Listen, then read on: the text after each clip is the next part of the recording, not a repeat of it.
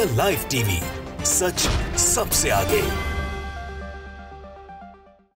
नमस्कार, मैं हूं रंजीत झा और आप देख रहे हैं द लाइव टीवी। क्या नियम कानून कायदे सिर्फ मुसलमानों के लिए होते हैं? दरअसल जब दिल्ली में मुसलमानों ने सड़कों पर नमाज पढ़ी तो क्या हुआ था, आपको याद है कि नमाज पढ़ रहे लोगों को पीछे से दिल्ली पुलिस लात मार रही थी। ऐसे में उस पुलिस पर कार्रवाई तो हुई, लेकिन जरा सोचिए कि अगर हिंदू समाज के लोग, संघ के लोग रेलवे स्टेशन पर अनुष्ठान, धार्मिक आयोजन करने लगे तब क्या होगा? उसके सिर्फ वीडियो बनेंगे, कार्रवाई नहीं होगी। एक वीडियो अभी हम आपको अपने स्क्रीन पर दिखाते हैं, जरा देखिए। ये हेड डिटेक्टर ने शेयर किया है। इस वीडियो में आप देखेंगे यह रेलवे स्टेशन है और यहाँ पर धार्मिक अनुष्ठान चल रहा है। आरोप है कि यह आयोजन संघ परिवार के द्वारा किया गया है। घटना कर्नाटक के मैंगलोर की है और वहां पर बताया जाता है कि बटवाल के विधायक राजेश नायक भी मौजूद थे और ट्रेनें रुकी हुई हैं। प्लेटफॉर्म पर इस तरीके से धार्मिक आयोजन चल रहा है, लेकिन क्या पुलिस ने इन लोगों पर कोई कार्रवाई की? ये एक सवाल होगा। क्या यहां पर कोई पीछे से लात मारने वाला आया क्या? देश भर में आप दो तस्वीरें हमेशा देखेंगे। अगर रेलवे स्टेशन पर कोई नृत्य पेश करता है तो वो संस्कृति का परिचायक बनता है, उसे प्रधानमंत्री, रेल मंत्री हर कोई शेयर कर लेते हैं। लेकिन वही रेलवे प्लेटफॉर्म पर कोने में कोई नमाज पढ़ ले या फिर ट्रेन में कोई नमाज पढ़ ले अपने सीट पर भी, तो उन पर एफआईआर दर्ज किया जाता है। यहाँ तक कि घरों में कोई नमाज पढ़ ले तो एफआईआर दर्ज किया जाता है।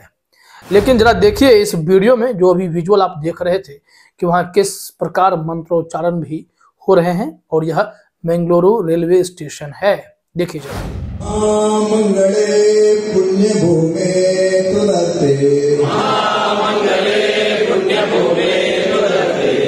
पतत्वे शकायो नमस्ते नमस्ते।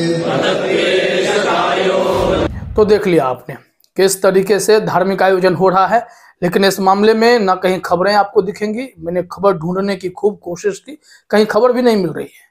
लेकिन यह घटना तो घटी है, स्टेशन पर ये सारी चीजें हो रही है, लेकिन पुलिस ने क्या किसी को पीछे से लात मारा है? क्या पुलिस को इस मामले में सस्पेंड किया गया है? ऐसी खबरें आप नहीं देखेंगे। लेकिन वहीं इस जगह आप यकीन मानिए, अगर कोई मुसलमान नमाज पढ़ रहा होता या इस तरीके से इतनी भीड़ इकट्ठी हो गई होती तो बड़ी कार्रवाई हो गई होती। ऐसा हुआ है। हम आपको कई इस वक्त हेडलाइंस दिखाएंगे जिसे देखने के बाद आप खुद हैरान होंगे कि किस तरीके से भेदभाव हो जाता है। शिवराज सिंह चौहान जैसे बड़ी शख्सियत, जिनके इतने फैन फॉलोइंग्स हैं, बड़े राजनेता हैं, मुख्यमंत्री रहे, वो ट्रेनों में महिलाओं संग कीर्तन भजन करते देखे गए थे। उन पर कोई कार्रवाई होगी क्या? नहीं होगी। खैर, इस वीडियो को जो शेयर किया है डिटेक्टर ने, क्या लिखा है ताकि इससे समझ में आ जाए कि यह संघ परिवार का आयोजन है। लिखा गया है कि the Sangh Parivar organised a programme at the Mangalore central railway station in Karnataka Dakshina Kannada district.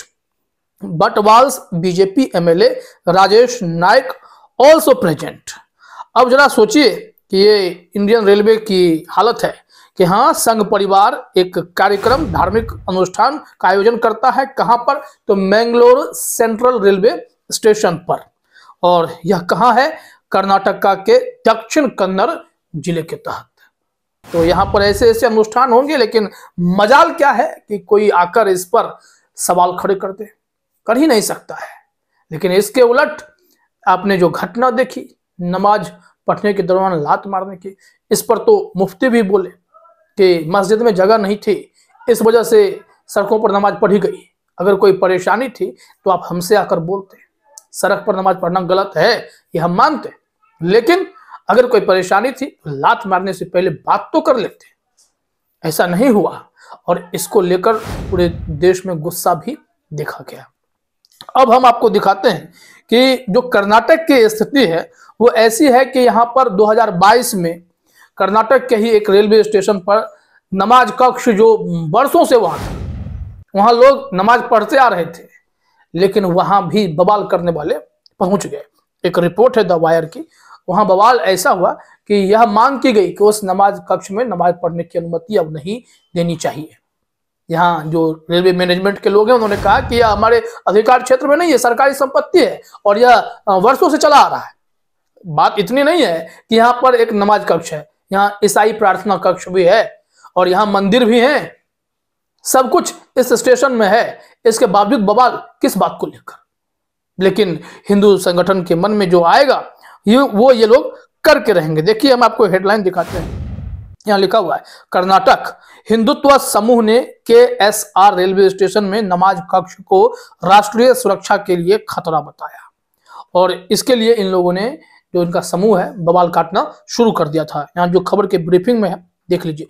Bengaluru के KSR रेलवे स्टेशन पर एक अप्रयुक्त कुलियों के विश्राम कक्ष का उपयोग लंबे समय से मुस्लिम श्रमिकों और संरक्षकों द्वारा नमाज पढ़ने के लिए किया जाता था। हालांकि हिंदू जन जागृति समिति ने हाल ही में इस प्रथा पर आपत्ति जताई है और इसे एक साजिश का हिस्सा बताया है। अब यह साजिश नजर आने लगा।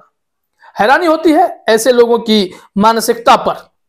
यहाँ बवाल काटने वाले लगातार बवाल काटते रहते हैं, जबकि उसी स्टेशन पर तमाम सुविधाएं हैं। हिंदू धर्म के लोगों के लिए मंदिर की व्यवस्था है, ईसाई धर्म के लोगों के लिए प्रार्थना कक्ष भी है। अब ऐसे में ये लोग आपत्ति अगर जताते रहेंगे तो यह कहां से हम लोग कहेंगे कि हम धर्मनिरपेक्ष हैं, सेकुलर कंट्री हैं, कैसे कह पाएंगे? अब यहां से आइए उस रिपोर्ट पर चलते हैं जिसमें कुछ हेडलाइंस हम आपको दिखाएंगे, जहां मुसलमानों के साथ क्या सलूक होता है अगर इसी तरीके का आयोजन अनुष्ठान या कुछ नहीं भी करें, अकेले में भी नमाज पढ़े तो क्या होता है। जब देखिए एक एक हेडलाइन दिखाते हैं। ये हेडलाइन है यूपी की बड़ी खबरें, दैनिक भास्कर की है। गोरखपुर रेलवे स्टेशन पर मौलाना ने पढ़ी नमाज, सीसीटीवी फुटेज से पुलिस कर रही तलाश। अब ये है, आप हालात देख सकते हैं।